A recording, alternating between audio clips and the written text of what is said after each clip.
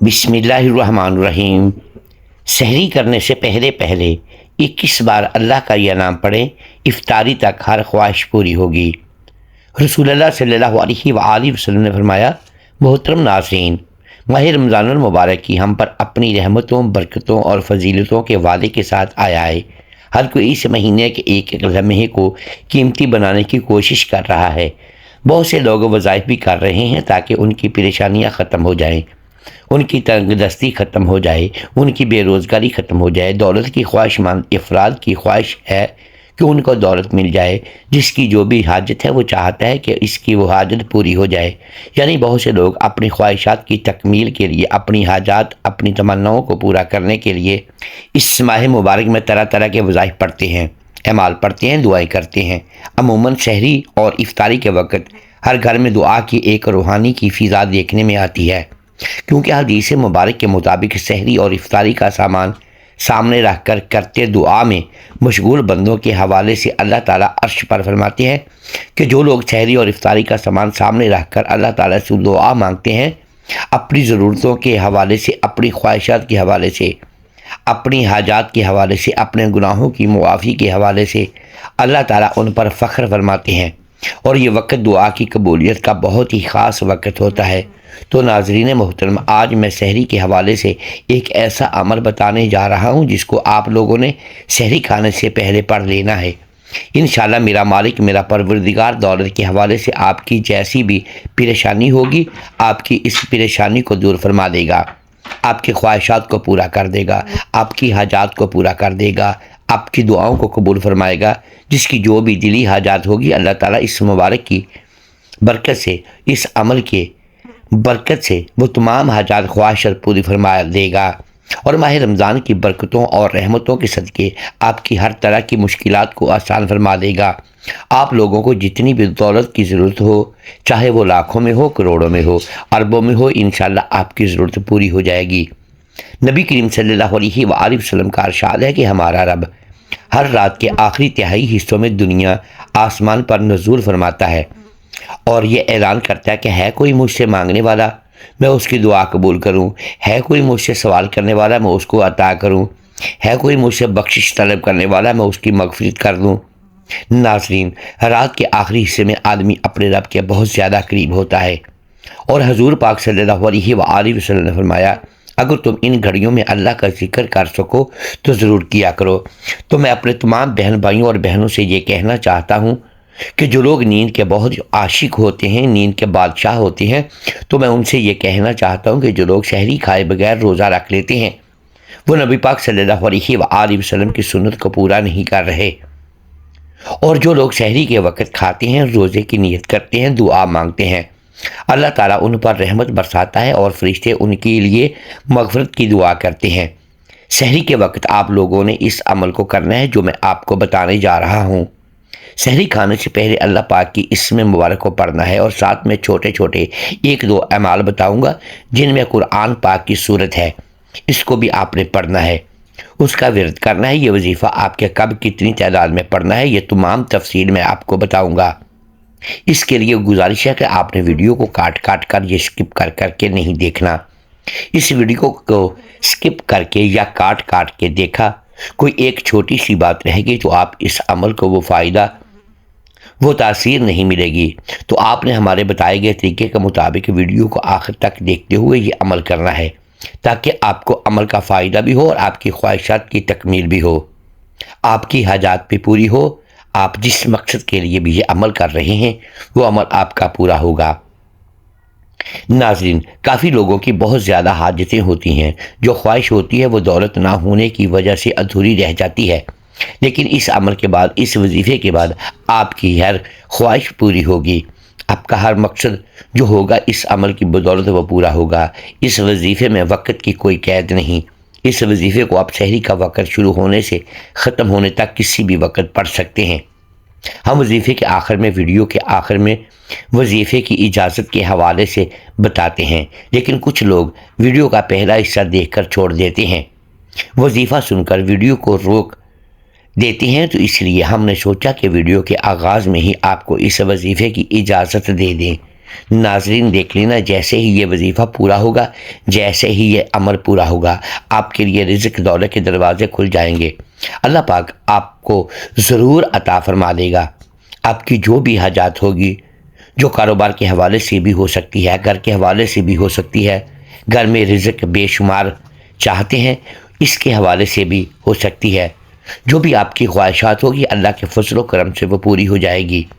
اکثر لوگ پریشان ہوتے ہیں، ان کی وہی حاجت پوری ہوتی ہے کہ اس پریشانی سے اس کو نجات مل جائے۔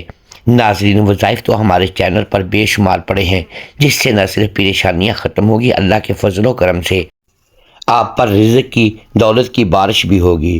بس آپ لوگوں نے پورے یقین کے ساتھ وظیفہ کر لینا ہے، جو بھی عمل آپ کو بتایا جاتا ہے اس کو پورے یقین کے ساتھ کر لینا ہے، پھر انشاءاللہ کامیابی دیکھنا، ضرور کامیابی آپ کو ملے گی۔ ناظرین، اس وظیفے کو، اس عمل کو کسی صورت چھوڑنا نہیں ہے، اس عمل کو کر لینا۔ فجر کا جو وقت ہوتا ہے وہ رزق کی تقسیم کا وقت ہوتا ہے۔ ہم میں سے اکثر لوگ، ہم میں سے اکثر بھائی، ہماری بہنیں جن کی روٹین ہے وہ رات کو دیر سے سوتے ہیں، ان کی نماز فجر چھوٹ جاتی ہے، پھر وہ لوگوں سے شکوہ شکایت کرتے ہیں کہ پیسوں کی کمی ہے، گزارا نہیں ہوتا، اخراجات بہت زیادہ ہیں، تو اس لیے فجر کی نماز کا اہتمام کیا کرو، انشاءاللہ پھر دیکھنا ساری مشکلیں ختم ہو جائیں گی۔ اللہ پاک رزق میں بھی خوب اضافہ فرما دے گا۔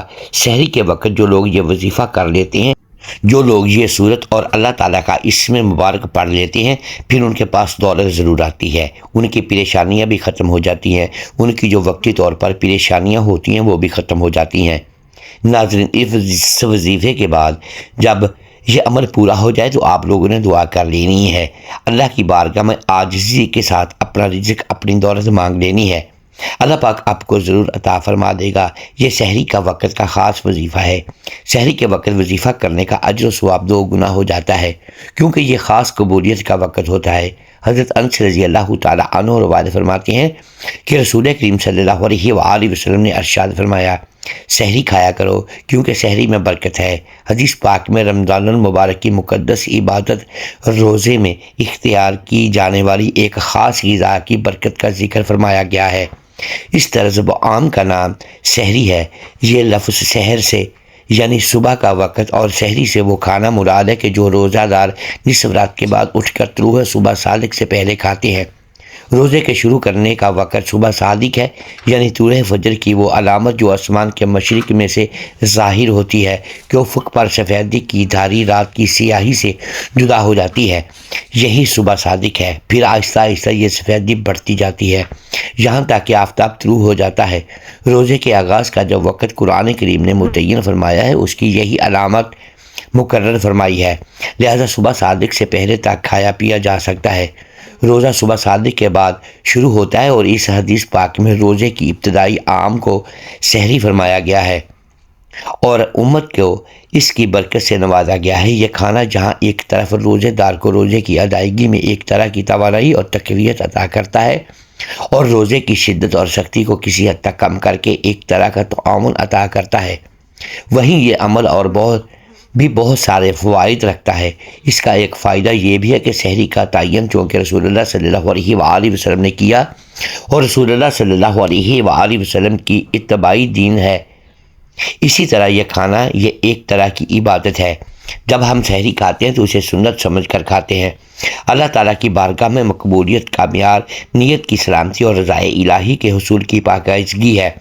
حدیث پاک میں سحری کی بہت تاکید کرتے ہوئے ارشاد فرمایا گیا، سحری میں برکت ہے اور اس کو ہرگز نہ چھوڑو، اگر کچھ نہ ہو تو اس وقت پانی کا ایک گھونٹ ہی پی لیا کرو، کیونکہ سحری میں کھانے پینے والوں پر اللہ تعالیٰ اپنی رحمت فرماتا ہے اور فرشتے اس کے لیے دعائیں خیر کرتے ہیں۔ دیکھیے سحری کھانے کا جو اجر ثواب یہاں بیان ہوا ہے اس میں برکت اور رحمت کا ذکر ہے اور اس بات کا اظہار بھی کیا کہ یہ اللہ کی رحمت کا باعث ہے اور فرشتوں کی دعاؤں کا محرک بھی ہے، لہذا سحری کا اہتمام ضرور کیا جائے۔ جب صبح صادق کا وقت قریب ہو تو اس وقت سحری کھانی چاہیے اور صبح صادق سے پہلے ہی سحری سے اطمینان کے ساتھ فارغ ہو جانا چاہیے۔ بعض لوگ سحری کھانے کے لیے اٹھتے تو ہیں مگر فجر کی نماز پڑھے بغیر سحری کھا کر سو جاتے ہیں، اس طرح رمضان میں بھی ان کی فجر کی نماز قضا ہو جاتی ہے۔ یاد رکھیے اس طرح سحری کی سنت ادا کر کے فجر کے فرضوں کو قضا کرنا جائز نہیں۔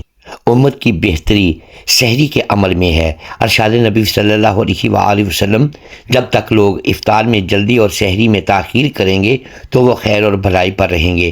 حضرت عبداللہ بن حارث رضی اللہ تعالیٰ عنہ سے روایت کرتے ہیں کہ انہوں نے بیان کیا ہے، میں سرکار دو عالم صلی اللہ علیہ وآلہ وسلم کی خدمت اقدس میں حاضر ہوا اور آپ صلی اللہ علیہ وآلہ وسلم سحری تناول فرما رہے تھے۔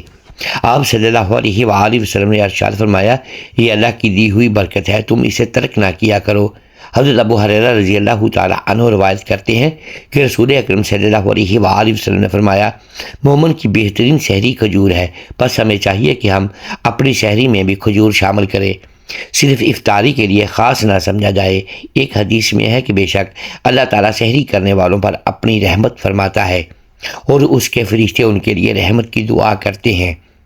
رمضان المبارک کے مہینے میں حضور نبی کریم صلی اللہ علیہ وآلہ وسلم کے معمولات، عبادت اور ریاضت میں عام دنوں کی نسبت کافی اضافہ ہو جاتا۔ اس مہینے میں اللہ تعالیٰ کی خشیت اور محبت اپنے عروج پر ہوتی۔ اس شوق اور محبت میں آپ صلی اللہ علیہ وآلہ وسلم راتوں کے قیام کو بھی بڑھا دیتے۔ حضور نبی کریم صلی اللہ علیہ وآلہ وسلم کی انہی معاملات کا ذکر کیا جاتا ہے تاکہ ہم بھی حضور نبی کریم صلی اللہ علیہ وآلہ وسلم کے اسوہ پر عمل کر کے اس مہینے کی برکتوں اور سعادتوں کو لوٹ سکیں۔ حضور نبی کریم صلی اللہ علیہ وآلہ وسلم رمضان المبارک سے اتنی زیادہ محبت فرمایا کرتے تھے کہ اس کے پانے کی دعا اکثر کیا کرتے تھے، اور رمضان المبارک کا اہتمام ماہ شعبان میں ہی روزوں کی کثرت کے ساتھ ہو جاتا تھا۔ حضور نبی کریم صلی اللہ علیہ وآلہ وسلم نے اس مبارک مہینے کا خوش آمدید کہہ کر اس کا استقبال کرتے۔ حضور نبی کریم صلی اللہ علیہ وآلہ وسلم نے سوالیہ انداز کے ذریعے صحابہ کرام سے رمضان المبارک کے استقبال کے بارے میں پوچھ کر اس مہینے کی برکت کو مزید واضح کیا۔ جب رمضان المبارک کا مہینہ آتا ہے، حضور صلی اللہ علیہ وآلہ وسلم صحابہ کرام سے دریافت کرتے، تم کس کا استقبال کر رہے ہو اور تمہارا کون استقبال کر رہا ہے؟ یہ الفاظ آپ نے 3 دفعہ فرمائے۔ اس پر حضرت عمر رضی اللہ تعالیٰ عنہ نے عرض کیا، یا رسول اللہ صلی اللہ علیہ وآلہ وسلم، کیا کوئی وحی اترنے والی ہے یا کسی دشمن سے جنگ ہونے والی ہے؟ حضور صلی اللہ علیہ وآلہ وسلم نے فرمایا، نہیں، ایسی کوئی بات نہیں ہے۔ پھر آپ صلی اللہ علیہ وآلہ وسلم نے فرمایا، تم رمضان کا استقبال کر رہے ہو جس کی پہلی رات تمام اہل قبلہ کو معاف کر دیا جاتا ہے۔ ام المومنین عائشہ رضی اللہ تعالیٰ عنہما یہ بتا رہی ہیں کہ حمزہ بن عمر سلمہ رضی اللہ تعالیٰ عنہ نے آپ صلی اللہ علیہ وآلہ وسلم سے یہ پوچھا، کیا میں سفر میں روزے رکھوں؟ آپ صلی اللہ علیہ وآلہ وسلم نے انہیں اختیار دیا کہ اگر چاہو تو روزہ رکھو اور اگر چاہو تو روزہ نہ رکھو۔ یہاں پر روزے سے مراد فرض روزہ ہے، اس لیے کہ آپ صلی اللہ علیہ وآلہ وسلم کا فرمان ہے کہ یہ اللہ کی طرف سے رخصت ہے۔ اس سے معلوم ہوتا ہے کہ حضرت حمزہ رضی اللہ تعالیٰ عنہ کا یہ سوال فرض روزوں کے بارے میں تھا۔ اس کی دلیل ابو داؤد کی روایت کردہ یہ حدیث ہے کہ حمزہ بن عمر سلمہ رضی اللہ تعالیٰ عنہ نے پوچھا، اے اللہ کے رسول صلی اللہ علیہ وآلہ وسلم، میں صاحب سواری ہوں جسے میں استعمال میں لاتا ہوں، کبھی اس پر خود سفر کرتا ہوں اور کبھی اسے کرائے پر دیتا ہوں، اور بعض وقت دوران سفر یہ مہینہ یعنی رمضان آ جاتا ہے اور میں روزے رکھنے کی طاقت رکھتا ہوں۔ اس بات کا بھی احتمال ہے کہ یہ سوال مطلق روزہ رکھنے کے بارے میں تھا، چاہے وہ واجب ہو یا نفل، کیونکہ عائشہ رضی اللہ تعالیٰ عنہما کا قول ہے اور وہ بہت زیادہ روزے رکھنے والے تھے۔ اس سے یہ واضح ہوتا ہے کہ سفر میں روزہ نہ رکھنے کی اجازت ہے۔ جس نے رخصت کو لے لیا اس نے درست کیا، اور جس نے روزہ رکھا اس کے لیے جائز ہے، اور اس کے روزے کو واجب کا ادا کرنے والا سمجھا جائے گا۔ ناظرین، اللہ کے پیارے نبی حضرت محمد صلی اللہ علیہ وآلہ وسلم نے اپنی حیات زندگی میں 9 رمضان دیکھے ہیں، یعنی کہ 9 رمضان گزارے ہیں۔ 10ویں رمضان کے شروع ہونے سے پہلے آپ اس دنیا سے پردہ فرما گئے، یعنی کہ آپ اللہ کے پاس تشریف لے گئے۔ اسی طرح سے آپ نے اپنی زندگی میں روزے فرض ہونے سے وفات تک 9 رمضان گزاری ہیں۔ نبی کریم صلی اللہ علیہ وآلہ وسلم کی افطاری کا ایک ایسا واقعہ بھی بتانے والے ہیں جس کو سن کر یقیناً آپ لوگوں کا دل خوش ہو جائے گا۔ ناظرین، حضرت انس رضی اللہ تعالیٰ عنہ فرماتے ہیں کہ اللہ تعالیٰ کے نبی صلی اللہ علیہ وآلہ وسلم مغرب کی نماز سے پہلے چند کھجوروں سے افطاری فرماتے تھے، یعنی کہ آپ تازہ کھجوروں سے افطار کرتے تھے۔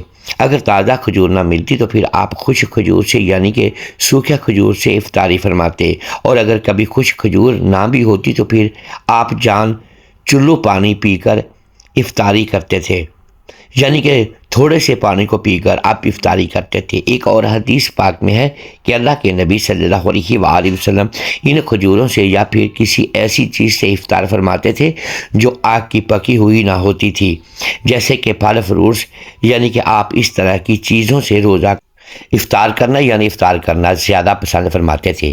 اس لیے یاد رکھیں کہ تازہ کھجوروں سے افطاری کرنا یہ مستحب ہے، اور اگر تازہ کھجور نہ ملے تو خشک کھجور سے یعنی چھوارے سے روزہ کھولنا بھی بہتر ہے، اور اگر کبھی خشک کھجور کبھی نہ ملے تو پھر پانی سے افطاری کرنا بھی ہمارے نبی صلی اللہ علیہ وآلہ وسلم کی سنت ہے، یا پھر اس کے علاوہ جوس یا دودھ کے ساتھ بھی روزہ کھولنا بہتر ہے۔ یاد رکھیں اللہ کے نبی صلی اللہ علیہ وآلہ وسلم افطاری میں آگ پر پکی ہوئی چیزوں کو نہیں کھاتے تھے۔ اس کا مطلب یہ نہیں کہ اس کے لیے آپ نے منع فرمایا ہے، بلکہ اس کے بارے میں آپ نے ارشاد فرمایا ہے کہ افطاری میں آگ کی پکی ہوئی چیزوں کو کھانے سے پیٹ کو نقصان پہنچتا ہے، معدے کو نقصان پہنچتا ہے، اس لیے آپ اپنے آپ کو اس پریشانی سے بچانے کے لیے ایسا کرتے تھے۔ مگر آج کل تو دیکھنے میں آتا ہے کہ زیادہ تر لوگ افطاری میں سموسے اور پکوڑے کو کھانا ہی زیادہ پسند کرتے ہیں، مگر یاد رکھیں ایسا اللہ کے پیارے نبی صلی اللہ علیہ وآلہ وسلم کبھی نہیں کرتے تھے۔ اس کے علاوہ ناظرین، اللہ کے نبی صلی اللہ علیہ وآلہ وسلم جب سحری کھاتے تھے تو بالکل آخری وقت میں کھاتے تھے۔ ادھر حضرت بلال اذان دے رہے ہیں اور ادھر آپ آخری لقمہ کھا رہے ہیں، اور ادھر سورج نیچے ہوا یعنی کہ ڈوبا، اور آپ نے اپنے منہ میں کھجور رکھی یعنی کہ افطاری کی۔ ایسا آپ اس لیے کرتے تھے تاکہ اپنی امت پر بھوک کا وقت کم سے کم آئے۔ ایک مرتبہ اللہ کے نبی صلی اللہ علیہ وآلہ وسلم سحری کے وقت میں بکرے کی سری کھا رہے تھے۔ حضرت علی رضی اللہ تعالی عنہ بھی آپ کے ساتھ میں تھے۔ اتنے میں حضرت بلال رضی اللہ تعالی عنہ آئے اور عرض کرنے لگے، یا رسول اللہ، وقت ختم ہو گیا ہے، میں اذان دینے جا رہا ہوں، آپ برائے مہربانی کھانا پینا بند کر دیں۔ اور یہ کہہ کر حضرت بلال اذان دینے چلے گئے اور اذان دینے کی تیاری کرنے لگے۔ اتنے میں حضرت بلال کو خیال آیا کہ پتہ نہیں میرے نبی نے کھانا پینا بند کیا ہے یا نہیں، اس لیے حضرت بلال رضی اللہ تعالی عنہ واپس گئے اور آ کر دیکھا کہ آپ ابھی بھی اللہ کے نبی سحری کھا رہے تھے۔ یہ دیکھ کر حضرت بلال نے کہا، یا رسول اللہ صلی اللہ علیہ وآلہ وسلم، اللہ کی قسم سحری کا وقت ختم ہو گیا ہے، صبح ہو گئی ہے۔ تو یہ سن کر آپ صلی اللہ علیہ وآلہ وسلم نے اپنے ہاتھ نیچے کر لیے اور کہنے لگے، اے بلال، ابھی وقت باقی تھا، لیکن تیری قسم کھانے پر اللہ نے اس کو پہلے ہی نکال دیا کہ تیری قسم کہیں جھوٹی نہ پڑ جائے۔ پھر حضرت علی رضی اللہ تعالی عنہ نے فرمایا، اگر بلال قسم نہ کھاتے تو جب تک میرے نبی صلی اللہ تعالی علیہ وآلہ وسلم کھاتے رہتے تب تک صبح صادق نہ ہوتی۔ تو ناظرین محترم، وقت کی نزاکت کو مد نظر رکھتے ہوئے آئیے آج کے اس عمل کی جانب چلتے ہیں کہ جس میں آپ کو قرآن پاک کی ایک بہت ہی پیاری سی چھوٹی سی صورت پڑھنی ہے اور ساتھ میں اللہ پاک کا نام مبارک پڑھنا ہے۔ اس عمل کو کرنے کی شرط یہ ہے کہ آپ نے اس کو صبح سحری کھانے سے پہلے کرنا ہے۔ جیسے ہی آپ سحری کے لیے اٹھیں تو آپ نے سب سے پہلے باوضو ہو جانا ہے۔ باوضو حالت میں رہنے سے انسان کا رزق بھی بڑھتا ہے، اور باوضو وظیفے کا ذکر، اذکار، یہ تلاوت کرنے سے ثواب بھی زیادہ ملتا ہے اور ان کی تاثیر بھی زیادہ ہوتی ہے۔ تو آپ نے صبح اٹھتے ہی سحری کے وقت سب سے پہلے باوضو ہو جانا ہے۔ باوضو ہونے کے بعد آپ نے سب سے پہلے حضور پاک صلی اللہ علیہ وآلہ وسلم کی ذات اقدس پر درود پاک کا نذرانہ پیش کرنا ہے۔ درود پاک آپ اس طرح بھی پڑھ سکتے ہیں، درود ابراہیمی پڑھ لیں یا صلی اللہ علیہ وآلہ وسلم پڑھ لیں یا صلی اللہ علیہ محمد پڑھ لیں، لیکن درود ابراہیمی کی فضیلت زیادہ ہے، تو ایک بار ثواب کی نیت سے میرے ساتھ بھی درود پاک پڑھ لیں۔ اللہم صلی علی محمد وعلی آل محمد کما صلیت علی ابراہیم وعلی آل ابراہیم انک حمید مجید۔ اللہم بارک علی محمد وعلی آل محمد کما بارکت علی ابراہیم وعلی آل ابراہیم انک حمید مجید۔ تو ناظرین، درود پاک پڑھنے کے بعد آپ نے اللہ تعالیٰ کا یہ مبارک نام پڑھنا ہے، اس کو نوٹ فرما لے۔ اللہ تعالیٰ کے اس مبارک نام کو آپ نے صرف 21 مرتبہ پڑھنا ہے۔ یہ اللہ تعالیٰ کا بہت پیارا نام ہے، یا غنیو، اس کو آپ نے 21 مرتبہ پڑھنا ہے، یا غنیو یا غنیو یا غنیو۔ اور اس کے بعد قرآن پاک کی بہت ہی پیاری اور چھوٹی سی صورت تلاوت کرنی ہے، یا قرآن پاک کی بہت ہی چھوٹی صورت کوثر کوثر ہے، اس کی آپ نے تلاوت کرنی ہے۔ ایک مرتبہ میں آپ کو پڑھ کر سناتا ہوں، جو لوگ پڑھنا نہیں جانتے وہ میری ویڈیو دیکھتے ہوئے اس سورت کو سنتے ہوئے بھی اس عمل کو کر سکتے ہیں۔ تو سورہ کوثر سماعت فرما لیں۔ جب ایک بار آپ نے سورت کوثر پڑھ لی ہے تو یہ آپ کا ایک دفعہ کا عمل مکمل ہو گیا۔ اب دوسری بار کا عمل کیا ہے کہ پھر آپ نے 21 مرتبہ یا رزاقو اللہ تعالیٰ کا مبارک نام پڑھ لینا ہے۔ اس کے بعد ایک مرتبہ پھر سورہ کوثر کی تلاوت کرنی ہے۔ یہ 2 دفعہ ہو گیا۔ اس کے بعد تیسری دفعہ پھر 21 بار اللہ تعالیٰ کا مبارک نام یا وہاب پڑھ کر ایک مرتبہ پھر سورہ کوثر کی تلاوت کرنی ہے۔ اسی طرح آپ نے یہ عمل پورا کرنا ہے۔ جب آپ یہ عمل پورا کر لیں اس کے بعد آخر میں اتنا ہی درود پاک پڑھنا ہے جتنا وظیفہ شروع کرنے سے پہلے پڑھا تھا، اور اس کے بعد دونوں ہاتھوں کو اٹھا کر اللہ تعالیٰ کی بارگاہ میں عاجزی کے ساتھ، انکساری کے ساتھ رو رو کر گڑ گڑا کر دعا مانگنی ہے۔ اپنے روزگار کے لیے، دولت کے لیے، رزق کے لیے دعا مانگتے چلے جائیے گا۔ جو بھی آپ کی مشکلات ہوں، جو بھی آپ کی پریشانیاں ہوں، ان سے نجات کے لیے جادو جنات، حسد، نظر، بدان اثرات سے حفاظت کے لیے، اپنی حاجات، اپنی خواہش کو پورا کروانے کے لیے، غرض آپ کا جو بھی مقصد ہو، آپ کی جو بھی خواہش ہو، آپ کی جس کی چیز کی ضرورت ہو، آپ نے اس کو ذہن میں رکھتے ہوئے اللہ تعالیٰ سے مانگتے چلے جانا ہے۔ انشاءاللہ اس ماہ مبارک کی برکت سے، پھر سحری کی بابرکت وقت سے میں مانگنے سے اللہ تعالیٰ آپ کی تمام جائز حاجات و خواہشات کو پورا فرمائے گا، آپ کی مشکلات کو دور کر دے گا، پھر آپ کی پریشانیوں کو حل کر دے گا، آپ کی مالی تنگ دستی، غربت، مفلسی کو دور کرتے ہوئے آپ کو بے حساب و کتاب رزق، مال و دولت اور ایسا عطا فرمائے گا، غرض آپ کی جو بھی مشکلات ہیں ان کو اللہ تعالیٰ حل فرما دے گا، آپ کے لیے قدم قدم پر آسانیاں پیدا فرمائے گا۔ جو لوگ بے اولاد ہیں وہ اولاد کی خواہش کر کے مانگیں، انشاءاللہ اللہ تعالیٰ ان کو نیک اور صالح اولاد عطا فرمائے گا۔ جو لوگ اولاد کے مستقبل کی وجہ سے پریشان ہیں وہ اللہ تعالیٰ سے اپنی اولاد کے بہتر مستقبل اور روزگار کے لیے مانگ لیں۔ انشاءاللہ اللہ تعالیٰ اس عمل کی برکت سے ان کی نسلوں کو سنوار دے گا، ان کی اولادوں کو قدم قدم پر کامیابیاں نصیب ہوں گی، ان کی کامیابیوں میں کبھی رکاوٹیں نہیں آئیں گی۔ کاروباری لوگ جن کا کاروبار ٹھپ ہو چکا ہے وہ لوگ اپنے کاروبار کے لیے دعا مانگ لیں، اللہ تعالیٰ ان کے کاروبار میں برکت عطا فرمائے گا۔ غرض آپ دنیا کی جو چیز بھی مانگیں گے اللہ تعالیٰ آپ کو عطا فرمائے گا، کیونکہ سحری کے بابرکت وقت میں اللہ تعالیٰ آسمان دنیا پر نزول فرماتا ہے اور خود صدائیں لگاتا ہے کہ ہے کوئی مجھ سے مانگنے والا کہ میں اسے عطا کروں۔ تو جب تک اللہ کی ذات خود دینے کو راضی ہے تو ہم لینے سے انکار کیوں کریں؟ ہم انسان کی غفلت، لاپرواہی میں ڈوبے ہوئے ہیں اور اس بابرکت وقت کو نیند کی آغوش میں ضائع کر دیتے ہیں، جبکہ یہ ایسا وقت ہوتا ہے کہ جس میں اللہ تعالیٰ سے جو بھی مانگا جائے اللہ تعالیٰ انسان کو وہ سب کچھ دیتا ہے جو وہ مانگتا ہے۔ تو ناظرین محترم، آپ نے اپنی دعائیں مانگ کر اس کے بعد سحری کرنی ہے۔ انشاءاللہ میں پورے یقین کے ساتھ کہتا ہوں کہ افطار سے پہلے، روزہ کھلنے سے پہلے آپ کے ہاتھوں میں دولت آ جائے گی۔ اللہ تعالیٰ آپ کی ہر طرح کی مشکل کو آسان فرما دے گا، آج رات کو پورا کر دے گا، دلی مرادوں کو پورا کر دے گا، اور جس طرح کا بھی آپ کا مقصد ہوگا وہ افطار سے پہلے پورا ہو جائے گا۔ آپ نے پورے یقین کے ساتھ، پورے بھروسے کے ساتھ اللہ کی ذات پر یقین کرتے ہوئے یہ عمل کرنا ہے۔ سحری کے وقت انشاءاللہ آپ دیکھیں گے کہ افطاری سے پہلے ہی آپ کی دولت کے حوالے سے ضرورت بھی پوری ہو جائے گی، دولت ملنا بھی شروع ہو جائے گی، اور کاروبار میں برکت اور اتنی ترقی ہوگی کہ آج سے پہلے کبھی نہیں دیکھا ہوگا۔ ایک بار یہ عمل کر کے دیکھیں، انشاءاللہ آپ کو ضرور فائدہ ہوگا۔ ناظرین محترم، رمضان کا برکتوں والا مہینہ ہے۔ اس مہینے میں اللہ تعالیٰ سے آپ جو مانگنے چاہیں اللہ تعالیٰ آپ کو عطا فرمائیں گے، لیکن اللہ تعالیٰ سے آپ نے صدق کے دل کے ساتھ مانگنا ہے۔ یہ برکتوں اور رحمتوں کا مہینہ ہے۔ اس مہینے میں اللہ تعالیٰ سب کو عطا کرتا ہے سوائے شرک کرنے والے اور شراب پینے والوں اور ماں باپ کے نافرمان کے۔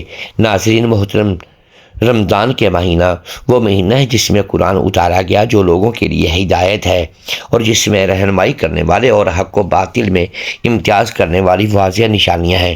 آپ میں سے جو کوئی اس مہینے کو پالے تو وہ اس کو روزے ضرور رکھے، اور جو کوئی بیمار ہو یا سفر پر ہو تو دوسرے دنوں کے روزوں سے گنتی پوری کرے۔